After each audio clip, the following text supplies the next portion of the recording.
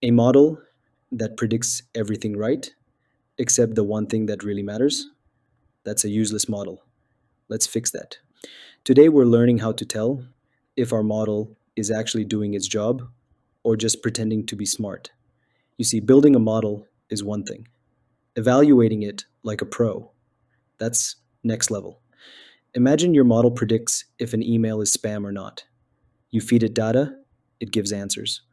But how do you know if those answers are good? Here's the deal, there's no single perfect metric. Each one shines in different scenarios. Let's break down the big four and when to use each like a boss. One, accuracy. What it is, percent of correct predictions, both positives and negatives. Good for balanced data sets. When the number of positives and negatives is roughly equal. Watch out.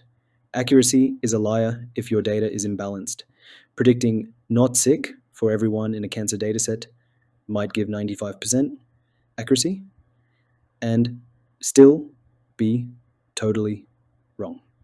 Two, precision. What it is, of all predicted positives, how many were actually correct? Perfect for cases where false positives hurt, like spam filters, don't flag important emails, fraud detection, don't block legit users.